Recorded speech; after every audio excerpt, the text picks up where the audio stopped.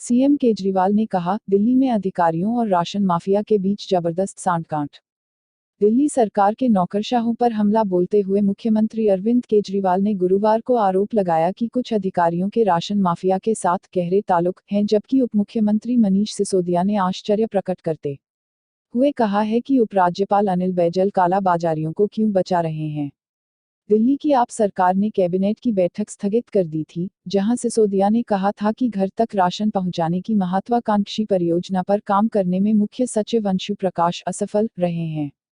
मुख्यमंत्री के आवास पर 19 फरवरी को आम आदमी पार्टी के विधायकों द्वारा मुख्य सचिव अंशु प्रकाश की कथित पिटाई के बाद सरकार और नौकरशाही आपस में भिड़े हुए हैं। ऐसे समय में केजरीवाल और सिसोदिया की यह टिप्पणी आई है। केजरीवाल ने ट्वीट कर कहा, कुछ नौकरशाहों और राशन माफिया के बीच सांठगांठ है। इन नौकरशाहों के माध्यम से विपक्षी दलों के कई नेता लाभान्वित होते हैं और यही कारण है कि घर तक राशन पहुंचाने का इतना कड़ा विरोध है। दूसरी ओर खाद्य एवं आपूर्ति मंत्री इमरान हुसैन के साथ संवाददाता सम्मेलन में सिसोदिया ने अधिकारियों और राशन माफिया के बीच इस कथित सांठगांठ की जांच कराने की मांग की। पीएम मोदी ने देशवासियों को दी रंगों के त्योहार होली की शुभकामनाएं। प्रधानमंत्री नरेंद्र मोदी ने रंगों के त्योहार होली पर देशवासियों को शुभकामनाएं दी हैं। उन्होंने अपने ट्विटर अकाउंट पर लिखा, होली के पावन पर्व की सभी देशवासियों को ढेरों शुभकामनाएं। भारत के प्रमुख त्योहारों में से एक होली, जिसे आमतौर पर लोग रंगों का त्योहार भी कहते हैं, हिंदू पंचांग के मुताबिक फाल्गुन माह में पूर्णिमा के दिन मनाया जाता है। देश के दूसरे त्योहारों की तरह होली को भी बुराई पर अच्छाई की जीत का प्रतीक माना जाता है। ढोल की धुन और घरों के लाउडस्पीकरों पर बजते तेज संगीत के साथ एक दूसरे पर रंग और पानी फेंकने का मजा देखते ही बनता है। आप सभी को रंगों के त्योहार होली की शुभकामनाएं। आप सभी को इंडियन न्यू एरा की तरफ से होली की शुभकामनाएं। रंगों के त्योहार होली पर बड़ों को आशीर्वाद लेना तो बनता है। ऐसे में अपने करीबियों, छोटे और बड़ों को शुभकामनाएं भी दी जाती हैं। पूर्णिमा के दिन होलिका दहन के बाद अगले दिन रंग खेला जाता है। इस दिन सभी रंग खेलने और बड़ों का आशीर्वाद लेने एक दूसरे के घर जाते हैं। फाल्गुन मास की पूर्णिमा के दिन होली का पर्व मनाया जाता है। इस वर्ष होली 1 मार्च और 2 मार्च को मनाई जाएगी। होली रंगों के साथ सामाजिक और धार्मिक त्योहार माना जाता है। इस पर्व को उत्साह और उमंग से मनाने की परंपरा है। इस दिन को अच्छाई का बुराई पर विजय का प्रतीक माना जाता है। इसी के साथ होली को एकता, प्रेम और सद्भाव का पर्व भी माना जाता है। पूर्णिमा की तिथि पर सूर्य अस्त होने के बाद प्रदोष काल में होलिका दहन किया जाता है। होलिका की पवित्र अग्नि में नई फसल को भूनकर प्रसाद के रूप में ग्रहण किया जाता है। इस दिन नई फसल के लिए भगवान से प्रार्थना की जाती है, जिससे घर में सुख समृद्धि बनी रहे। होली वाले दिन कई लोग व्रत करते हैं और माना जाता है कि इस व्रत को करने से भगवान के प्रति आस्था मजबूत होती है।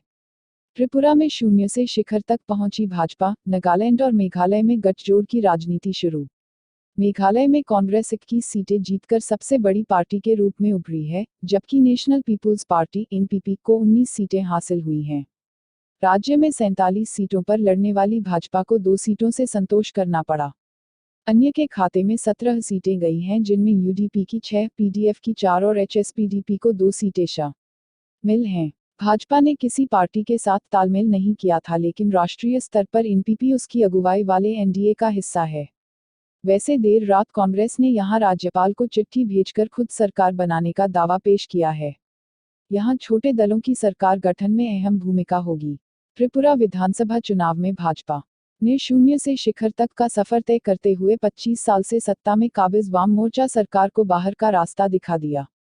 शनिवार को आए चुनाव नतीजों में त्रिपुरा में अकेले दम पर बहुमत हासिल कर चुकी भाजपा को नागालैंड में एनपीएफ के साथ सरकार में शामिल होने का न्योता मिला है, जबकि मेघालय में किसी को भी बहुमत नहीं मिला है, लेकिन भाजपा के सत्ता में सहयोगी बनने की संभावना नजर आ रही है। वाम मोर्चों के आखिरी गढ़ त्रिपुरा में भाजपा का जादू सिर चढ़कर बोला। राज्य में चलो पाल्टाई, चलो बदले का उसका नारा कामयाब रहा और उसने अपनी सहयोगी indigenous peoples front of Tripura (IPFT) के साथ मिलकर 43 सीटें जीत ली। माकपा का अगुवाई वाले वाम मोर्चा को 16 सीटों पर संतोष करना पड़ा, जबकि कांग्रेस का पत्ता साफ हो गया। मोदी के चीन दौरे से पहले आपसी रिश्ते सुधारने की कोशिश करेंगे दोनों देश। जून में प्रधानमंत्री Narendra Modi Shanghai cooperation organisation (SCO) summit में हिस्सा लेने के लिए चीन जाएंगे। इस मौके पर दोनों देश पिछले कुछ महीनों से चल रहे आपसी मतभेद को दूर करने की कोशिश करेंगे। पीएम की यात्रा से पहले दोनों देश कई अहम स्तर पर बातचीत करने के लिए तैयार हो गए हैं। सबसे पहले दोनों देशों के विशेषज्ञों की टीमें क्रॉस बॉर्डर नदियों के सिलसिले में 26 से 30 मार्च तक अहम मुलाकात करेगी। इस मुलाकात में विशेषज्ञों की टीमें एक दूसरे के यहाँ बहने वाली नदियों से संबंधित जानकारियां साझा करेंगे। जून 9 को पीएम मोदी किंगडाउ में आयोजित होने वाली एससीओ समिट में पहुंचेंगे। यह दोनों देशों के बीच वार्ता का अंतिम पड़ाव होगा। डोकलम विवाद के बाद से दोनों देशों के संबंध असामान्य हो गए थे और दोनों ने कई बार अपने मतभेदों को जाहिर किया है। दोनों देशों के बीच रिश्तों की खटास की वजह से विदेश सचिव विजय गोखले ने सरकारी अधिकारियों को स्पष्ट कहा था कि वह दलाई लामा के कार्यक्रम में ना जाए क्योंकि द्विपक्षीय वार्ता संवेदनशील क्षेत्र में है। मीडिया में लीक हुए विदेश सचिव के नोट से यह साफ हो गया है कि भारत ने तिब्बत के आध्यात्मिक गुरु के साथ अपने संबंधों से पीछे हटने का निर्णय ले लिया है। अहिंसा पर चलेंगे तो कोई नहीं रोक सकेगा आंदोलन, अन्ना हजारे। आंदोलनरत छात्रों का मनोबल मजबूत करने के लिए रविवार को समाजसेवी अन्ना हजारे उनसे मिलने पहुंचे। उन्होंने कहा कि अहिंसा के मार्ग पर चलकर ही आंदोलन को सरकार के दमन से बचाया जा सकता है। युवा शक्ति एक बार जाग जाए तो भविष्य को भ्रष्टाचार से बचाया जा सकता है। अन्ना ने प्रधानमंत्री, गृह मंत्री, मानव संसाधन विकास मंत्री और एसएससी अध्यक्ष को पत्र लिखकर इस परीक्षा घोटाले की सीबीआई जांच की मांग की। एसएससी मुख्यालय पर 6 दिन से आंदोलन कर रहे छात्रों को संबोधित करते हुए अन्ना हजारे ने कहा कि यह भ्रष्टाचार के खिलाफ लड़ाई है। युवाओं को पीछे हटने की जरूरत नहीं है, लेकिन छात्र अहिंसा के मार्ग पर ही चलें ताकि किसी को भी उनके आंदोलन का दमन करने का मौका न मिले। मुंबई की ईस्टर्न मेटल कंपनी के गोदाम में लगी आग। मुंबई के काला चौकी क्षेत्र में मंगलवार सुबह आग लग गई। आग ईस्टर्न मेटल कंपनी के गोदाम में लगी है। यह गोदाम परेल के दत्तारामल आड मार्ग पर स्थित है। लगभग दमकल की 10 गाड़ियों और 6 पानी के टैंकर को मौके भेज दिया गया है और वह आग पर नियंत्रण पाने की कोशिश कर रहे हैं। इस घटना में अभी तक किसी के हताहत होने की खबर नहीं मिली है। आग इतनी भीषण है कि इसे दूर से ही देखा जा सकता है। दमकल के वरिष्ठ अधिकारी मौके पर पहुंच चुके हैं और आग को बुझाने की पूरी कोशिश की जा रही है। रिपोर्ट्स में यह भी कहा जा रहा है कि गोदाम तक जाने वाली रोड को मुंबई पुलिस ने सील कर दिया है। गोदाम के आसपास बने रिहायशी इमारतों में रहने वाले लोगों को सुरक्षा के मद्देनजर बाहर निकाल लिया गया है। फिलहाल आग को बुझाने का कार्य जारी है और क्षेत्र के ऊपर आसमान में धुएं की एक मोटी चादर साफ देखी जा सकती है। आग लगने का कारण अभी तक पता नहीं चल पाया है। पिछले कुछ दिनों से मुंबई से आग लगने की घटनाएं सामने आ रही है। कमला मिल्स हादसे के बाद आग लगने का कई घटनाएं सामने आई थी। लक्षद्वीप के पास कंटेनर जहाज में लगी आग। लक्षद्वीप के निकट अरब सागर में मंगलवार रात एक मास्क कंटेनर जहाज में आग लग गई। जहाज में 13 भारतीय सहित चालक दल के 27 सदस्य सवार थे। भारतीय तट रक्षक गार्ड आईसीजी ने बुधवार को बताया कि चालक दल के 4 सदस्य लापता हैं जबकि शेष को बचा लिया गया है। आईसीजी ने एक बयान में बताया है कि सिंगापुर से स्वेज के रास्ते पर 330 मीटर लंबे मास्क होनाम जहाज में मंगलवार रात आग लग गई। जहाज से बोर्ड पर एक विस्फोट होने और आग लगने की सूचना दी गई और तत्काल सहायता का अनुरोध किया गया। यह जहाज लक्षद्वीप में अगत्ती से 570 किलोमीटर 340 समुद्री मील की दूरी पर था। International women's day, PM Modi ने किया उस महिला को याद जिसने उन्हें किया था प्रेरित। आज पूरे देश में अंतर्राष्ट्रीय महिला दिवस मनाया जा रहा है। इस मौके पर प्रधानमंत्री नरेंद्र मोदी ने अपने ट्विटर पर 106 साल की उस महिला को लेकर ट्वीट किया है जिसने उन्हें प्रेरित किया था। उन्होंने दूसरे लोगों से भी अपील की है कि वो उन महिलाओं के बारे में लिखे जिन्होंने उन्हें प्रेरित किया है। छत्तीसगढ़ की निवासी कुंवर बाई ने अपनी बकरियां बेच दी थीं जो उनके जीने का एकमात्र जरिया था। उन्होंने बकरियों को अपने गांव में शौचालय बनवाने के लिए बेच दिया था। कुंवर बाई के गांव का पहला शौचालय 15 दिनों में बन गया था और इसकी कीमत 22,000 रुपए थी। पीएम मोदी ने कहा कि स्वच्छ भारत के क्षेत्र में उनके योगदान को भुलाया नहीं जा सकता है। मैं उनके महान कार्य से गहराई तक प्रेरित हूँ। मैं हमेशा उस पल को संजोकर रखना चाहता हूँ जब मुझे अपनी छत्तीसगढ़ की यात्रा के दौरान कुंवर बाई से आशीर्वाद लेने का मौका मिला था। 23 फरवरी को कुंवर बाई का निधन हो गया था। वह छत्तीसगढ़ में स्वच्छ भारत मिशन की स्वच्छता दूत थीं और काफी लंबे समय से बीमार थी। ऋण माफी के लिए ठाणे पहुंचे 20,000 किसान, सरकार पर बड़ा दबाव। महाराष्ट्र में पूरी तरह से ऋण माफी के लिए ऑल इंडिया किसान सभा AIKS के अंतर्गत 30,000 किसान विरोध प्रदर्शन करते हुए शुक्रवार को ठाणे पहुंच गए हैं। इस समय विरोध कर रहे किसान ठाणे के शाहपुर पहुंच गए हैं। यह स्थान मुंबई से केवल 73 किलोमीटर दूर है। किसान जो हर दिन 30 किलोमीटर की यात्रा तय कर रहे हैं, उनका लक्ष्य 12 मार्च को विधानसभा का घेराव करना है। 180 किलोमीटर लंबी इस यात्रा की शुरुआत 5 मार्च को सेंट्रल नासिक के CBS चौक से हुई थी। राज्य के किसान पूरी तरह से ऋण और बिजली के बिलों को माफ करने की मांग कर रहे हैं। पिछले साल महाराष्ट्र की सरकार ने ऋण माफी योजना के प्रथम चरण के तहत 4,000 करोड़ रुपए के ऋण की माफी की घोषणा की थी। इस मार्च में शामिल होने के लिए महिलाओं के साथ ही युवा और वरिष्ठ नागरिक भी शामिल हैं। ऑल इंडिया किसान सभा की मांग है कि सरकार सुपर हाईवे और बुलेट ट्रेन प्रोजेक्ट के लिए केंद्र सरकार किसानों की जमीन पर अधिग्रहण न करें। ऑल इंडिया किसान सभा के अजीत नवाले ने बताया कि हम पिछले 2 सालों से इन मांगों पर सरकार का ध्यान खींचने की कोशिश कर रहे थे, लेकिन सरकार ने हर बार अनदेखी की, जिसके बाद हमने ये मार्च निकाला है। नुकसान के बावजूद पाकिस्तान पर आक्रामक रुख बरकरार रखेगी भारतीय सेना। भारत पाकिस्तान सीमा पर भारतीय सेना अपने कदम पीछे करने के मूड में नहीं है। हालांकि दोनों देशों के तनाव के बीच सीमा के ग्रामीण इलाकों में भारी नुकसान हो रहा है। बावजूद इसके भारतीय सेना पाकिस्तान पर दबाव बनाए रखेगी। पाकिस्तान की तरफ से लगातार हो रही घुसपैठ की कोशिशों और सीजफायर उल्लंघन के बीच भारत ने यह किया है कि सीमा से सटे इलाकों में सेना नहीं हटाई जाएगी। एक अखबार से बात करते हुए सेना के अधिकारी ने कहा कि इस वक्त हमारा विश्वास है कि पाकिस्तान की सेना पर दबाव बनाया रखा जाए। यह दबाव तब तक रहेगा जब तक पाक आर्मी खुद अपने कदम पीछे नहीं करती है। उन्होंने कहा कि हम भी देखते हैं कि कब तक पाकिस्तान यह दबाव झेल पाता है। अभी के हालातों से साफ है कि न तो DGMO स्तर की चर्चा की जाएगी और न ही शांति बहाली के नाम पर भारत पीछे हटेगा। हिमाचल में बनी TB, मलेरिया समेत 14 दवाओं के सैंपल फेल। हिमाचल प्रदेश में बनी दवाओं के एक बार फिर सैंपल फेल हो गए हैं। शुक्रवार को आई रिपोर्ट के मुताबिक BBN में बन रही 14 दवाएं मानकों पर खरा नहीं उतर पाई हैं। इन दवाओं का स्टॉक बाजार से वापस लिया जाएगा। इसमें एक ही उद्योग की 3 दवाएं शामिल हैं। केंद्रीय औषधि मानक नियंत्रण संगठन ने इसको लेकर ड्रग अलर्ट जारी किया है। फेल हुई 14 दवाओं के सैंपलों में बच्चों और महिलाओं की दवाओं सहित TB, मलेरिया, गैस, उल्टी, दर्द, एंटी एलर्जी, पेट संक्रमण, सांस की बीमारी और विटामिन इत्यादि की दवाएं शामिल हैं।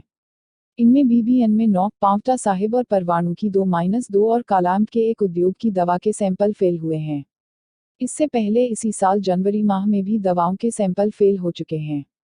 हिमाचल दवा नियंत्रक प्राधिकरण की ओर से उद्योगों पर सख्ती की बात करने के बावजूद भी प्रदेश के उद्योगों में तैयार हो रही दवाएं मानकों पर खरा नहीं उतर रही हैं। एक साल में 3 गुना बढ़ी साइबर सुरक्षा कर्मियों की मांग।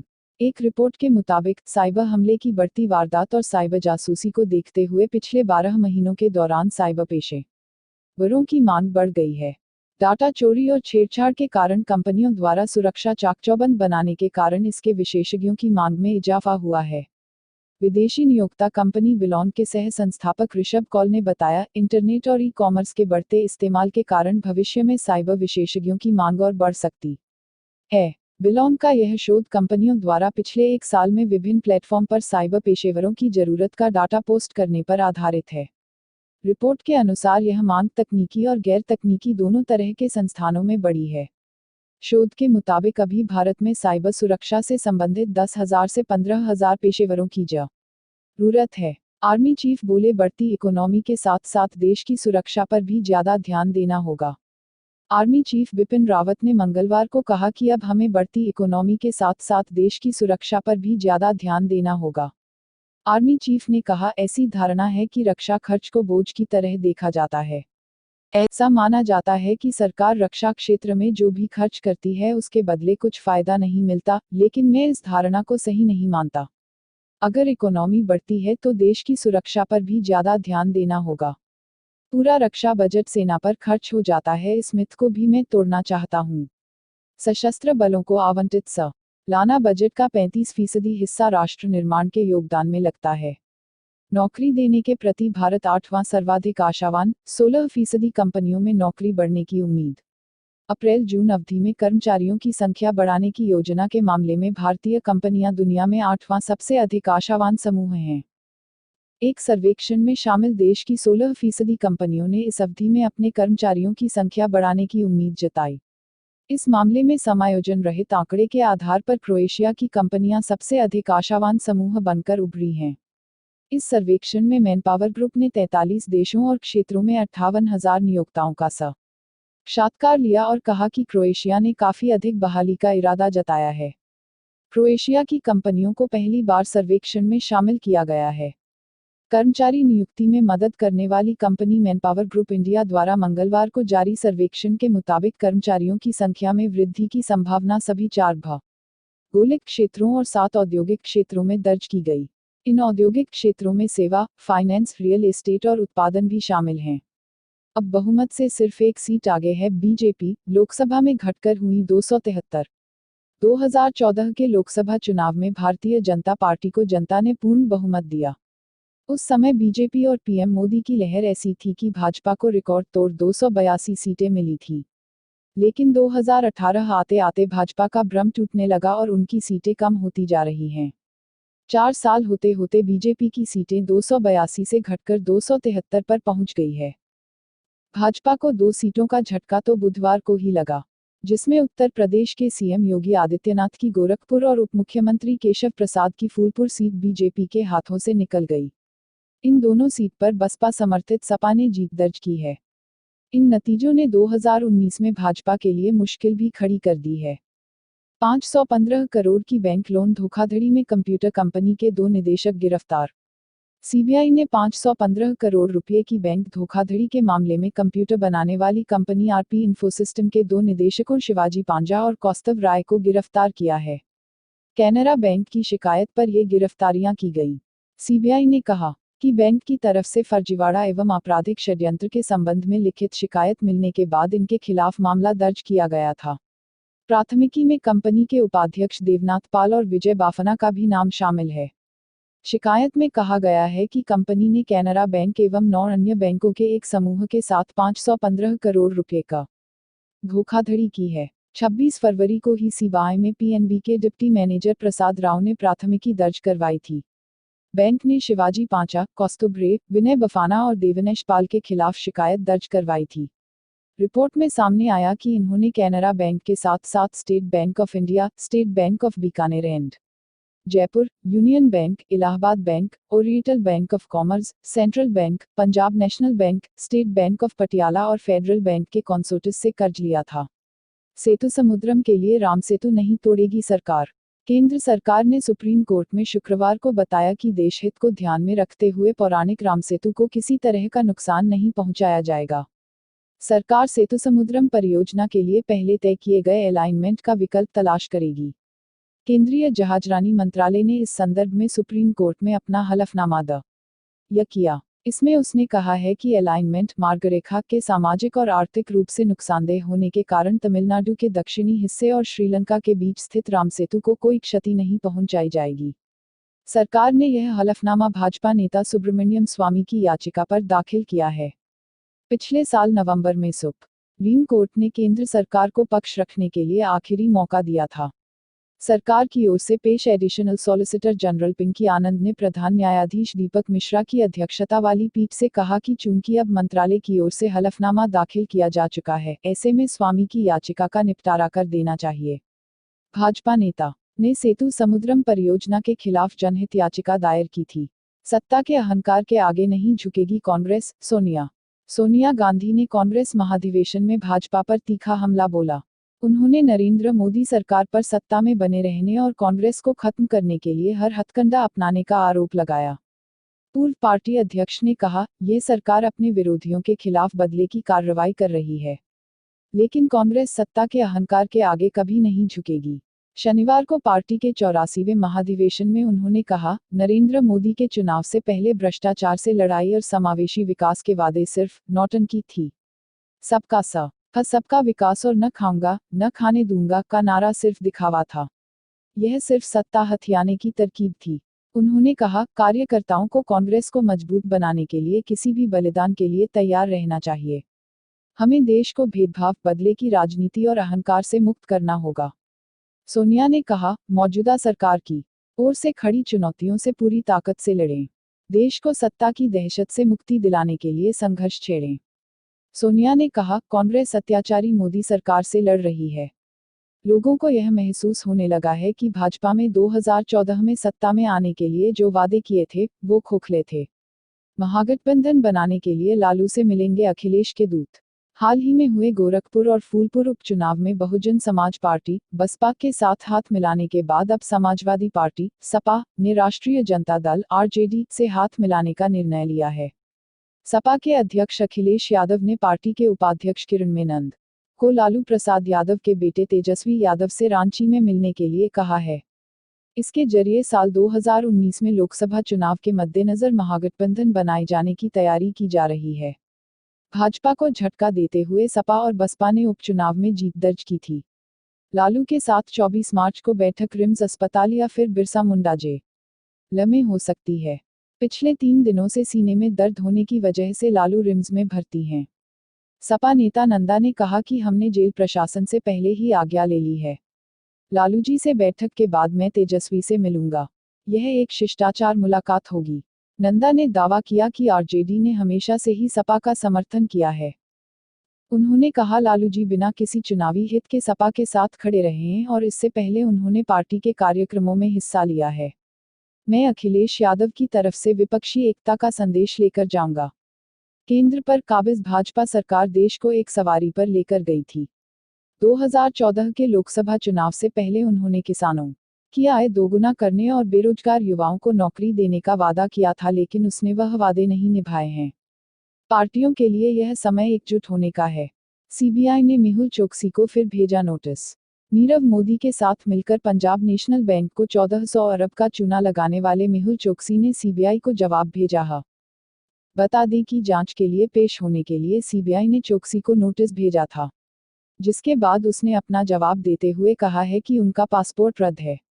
चोकसी ने कहा कि क्षेत्रीय पासपोर्ट कार्यालय ने मेरे साथ बातचीत नहीं की है और मेरा पासपोर्ट अभी तक रद्द है। आपके ऑफिस के प्रति मेरी गहरी आस्था है और मैं भारत यात्रा करने के लिए किसी तरह का कोई बहाना नहीं बना रहा हूं। मेहुल चोकसी ने आगे कहा कि मैं फिर से दोहराना चाहता हूं कि मैं इस समय विदेश में हूं और मैंने पहले भी आपके नोटिस का जवाब दिया। आश्चर्य की बात यह है कि उठाए गए मुद्दों पर अभी तक बात नहीं हुई है। मुझे अपनी सुरक्षा को लेकर काफी ज्यादा डर है। मीडिया लगातार खुद से मेरा ट्रायल कर रही है और हर मामले को बेवजह तूल दे रही है। चोकसी ने कहा है कि मैं फिर से कहना चाहता हूं कि कई एजेंसियों द्वारा उठाए गए कई कदमों के जरिए असहाय करके मुझे जांच के लिए पेश होने के लिए कहना गलत है। जिस तरह से मुझ पर लगे आरोपों को बड़ा चढ़ाकर पेश किया है, उसकी वजह से मैं पूरी तरह से हैरान हूं। मैं विदेशों के अपने व्यवसाय में बहुत व्यस्त हूं और मैं मुद्दों को हल करने के लिए कड़ी मेहनत कर रहा हूं। इसके अलावा मैं अपने बिगड़ते स्वास्थ्य की वजह से भारत आने में असमर्थ हूं। भारत में आतंकी हमलों के लिए सिख युवाओं को ट्रेनिंग दे रहा पाकिस्तान गृह मंत्रालय। केंद्र सरकार का कहना है कि पाकिस्तान की खुफिया एजेंसी आईएसआई भारत में हमला करने के लिए सिख युवाओं को प्रशिक्षण दे रही है। गृह मंत्रालय ने सोमवार को संसदीय समिति को बताया कि आईएसआई के ठिकानों पर इन युवाओं को प्रशिक्षित किया जा रहा है। पाकिस्तान भारत में आतंकी गतिविधियों को अंजाम देने के लिए यह प्रशिक्षण दे रहा है। इतना ही नहीं, भारत के खिलाफ कनाडा और अन्य जगहों पर बसे हुए सिख युवाओं को भी भड़काया जा रहा है। केंद्रीय गृह सचिव के नेतृत्व में गृह मंत्रालय के शीर्ष अधिकारियों ने आकलन समिति को बताया कि इंटरनेट और सोशल मीडिया का गलत तरीके से इस्तेमाल कर आतंकी संगठन युवाओं को भड़का रहे हैं, उन्हें और कट्टर बना रहे हैं। यह स्थिति सरकार के लिए एक बड़ी चुनौती बनकर उभरी है। सोमवार को संसद में पेश की गई समिति की रिपोर्ट में इस बात पर जोर दिया गया कि सिख आतंकवाद को लेकर काफी हलचल देखने को मिल रही है। फिर से सिख आतंकवाद को जीवित करने की कोशिशें की जा रही हैं। फेसबुक डाटा लीक मामला, भारत में सबसे ज्यादा यूजर। 7 समुंदर पार से आई एक खबर ने देश के 25 करोड़ फेसबुक यूजरों की चिंता बढ़ा दी है। खबर यह है कि डोनाल्ड ट्रंप को अमेरिकी राष्ट्रपति का चुनाव जितवाने के लिए इस सोशल मीडिया प्लेटफॉर्म के 5 करोड़ यूजरों की निजी जानकारियों का दुरुपयोग किया गया।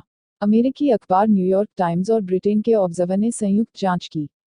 जिसमें यह खुलासा हुआ है कि ब्रिटेन की कैम्ब्रिज एनालिटिका नामक कंपनी ने फेसबुक के 5 करोड़ यूजरों के बारे में जानकारियों का बिना उनके अनुमति के दुरुपयोग किया। यह सब 2016 के चुनाव में डोनाल्ड ट्रंप को राष्ट्रपति बनवाने के लिए किया गया। कंपनी ने इन जानकारियों के आधार पर एक ऐप के जरिए वोटरों के व्यवहार की भविष्यवाणी की थी। मीडिया में यह खुलासा कैम्ब्रिज एनालिटिका के ही एक कर्मचारी क्रिस्टोफर वाइली ने की है, लेकिन उसके बाद से वह जांच में सहयोग नहीं कर रहा है। कैम्ब्रिज यूनिवर्सिटी के मनोविज्ञान के प्रोफेसर अलेक्सांद्र कोगन की कंपनी ग्लोबल साइंस रिसर्च ने पर्सनैलिटी पर शोध करने के लिए 2014 में दिसिजे और डिजिटल अलाइव नाम का एक ऐप बनाया था। फेसबुक के 2.70 लाख यूजरों ने इस ऐप को डाउनलोड किया, लेकिन कंपनी ने उनके दोस्तों की जानकारियों को भी हासिल कर लिया और इस तरह उसके पास 50 करोड़ यूजरों का आंकड़ा इकट्ठा हो गया। स्मृति ईरानी के जन्मदिन पर राजनीतिक दिग्गजों की बधाई। केंद्रीय कपड़ा एवं सूचना तथा प्रसारण मंत्री स्मृति जुबिन ईरानी का आज जन्मदिन है। वह 40 साल की हो गई हैं और देश भर से उन्हें शुभकामनाएं मिल रही हैं। मध्य प्रदेश के मुख्यमंत्री शिवराज सिंह ने स्मृति ईरानी को जन्मदिन की बधाई देते हुए उनके बेहतर स्वास्थ्य की कामना की है। हालांकि भूलवश उन्होंने अपने ट्विटर पर स्मृति ईरानी को मानव संसाधन विकास मंत्री लिख दिया गया है, जबकि इन दिनों वह सूचना एवं प्रसारण व कपड़ा मंत्री हैं। बॉर्डर पर तैनात जवानों को जल्द मिलेंगे आधुनिक हथियार। भारतीय सेना को काफी समय से आधुनिक हथियारों की जरूरत है। लंबे समय के इंतजार के बाद सरकार ने फास्ट ट्रैक प्रोसीजर (FTP) के जरिए भारत, चीन और पाकिस्तान सीमा पर तैनात जवानों को नई राइफल्स, लाइट मशीन गन और क्लोजिक वाटर बैटल कार्बाइन्स मुहैया कराने का काम तेजी से शुरू कर दिया है।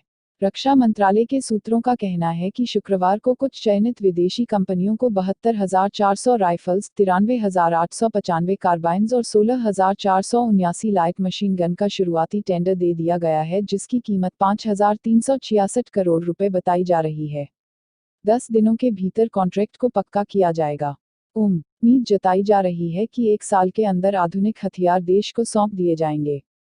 सेना ने साल 2005 में 382 बटालियन के लिए कार्बाइन्स की मांग की थी। इस बटालियन में प्रत्येक 850 सैनिक हैं। साल 2009 में मशीन गन का मामला शुरू हुआ था, लेकिन कुछ अजीब तकनीकी पैरामीटर्स की वजह से यह प्रोजेक्ट सफल नहीं हो पाया था।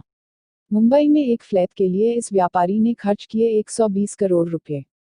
मुंबई के वली में एक अपार्टमेंट के लिए एक व्यापारी ने 120 करोड़ रुपए कीमत चुकाई है। हाउसिंग एक्सपर्ट का कहना है कि यह अब तक की सबसे महंगी डील है, जिसमें एक अपार्टमेंट के लिए किसी शख्स ने इतनी ज्यादा कीमत चुकाई है। मीडिया रिपोर्ट के मुताबिक बिजनेसमैन नीरज बजाज ने मुंबई के वली में 1587 स्क्वायर मीटर के अपार्टमेंट के लिए 120 करोड़ रुपए चुकाए हैं। इससे पहले 2017 में बिजनेसमैन देवेन मेहता ने पेडर रोड पर लोधा अल्टामाउंट में एक अपार्टमेंट के लिए 57.45 करोड़ रुपए चुकाए थे, जो कि 2017 में एक अपार्टमेंट के लिए चुकाई गई सबसे बड़ी राशि थी। आपको बता दें कि बजाज का फ्लैट 50वीं मंजिल पर है, जिस पर अभी निर्माण कार्य चल रहा है। फ्लैट के साथ बजाज को 8 कार पार्किंग के लिए भी जगह मिलेगी। बजाज मुकुंद लिमिटेड के साथ जुड़े हुए हैं और उनके प्रवक्ता ने बताया कि यह फ्लैट उन्होंने निजी रुझान की वजह से खरीदा है। यह फ्लैट वली में डॉक्टर एनी बेसेंट रोड पर स्थित है। सऊदी अरब ने एयर इंडिया के लिए खोला अपना एयर स्पेस, अब भारतीय जा सकेंगे इजरायल। इजरायल पर्यटन मंत्रालय के भारत में प्रमुख हसन मदाह ने बताया कि सऊदी अरब ने अपने एयर स्पेस को एयर इंडिया के लिए खोल दिया है। अब एयर इंडिया इजरायल के लिए उड़ान भर सकेगी। हसन ने कहा कि इस फैसले से लोग आसानी से इजरायल जा सकेंगे और क्षेत्र में शांति स्थापित होगी। आपको बता दें कि इजरायल के पर्यटन मंत्री यारिव लेविन ने कहा था कि यह वास्तव में एक ऐतिहासिक क्षण है, हम नए युग में प्रवेश में कर रहे हैं। लेविन ने उम्मीद जताई थी कि नए मार्ग खुलने से ज्यादा भारतीय इजरायल आएंगे और दोनों देशों के बीच संबंध मजबूत होंगे। भारत इसमें महत्वपूर्ण भूमिका निभाएगा। विदेश मंत्री के खिलाफ ऑनलाइन पोल कराकर फंसी कांग्रेस, सुषमा ने ली चुटकी। विदेश मंत्री सुषमा स्वराज ने कांग्रेस के ट्विटर पोल पर चुटकी ली है। दरअसल कांग्रेस ने ट्विटर पर एक सवाल पूछकर जनता से हाँ या नहीं में जवाब मांगा था। कांग्रेस ने पूछा था कि क्या इराक में 39 भारतीयों की मौत विदेश मंत्री की सबसे बड़ी हार है।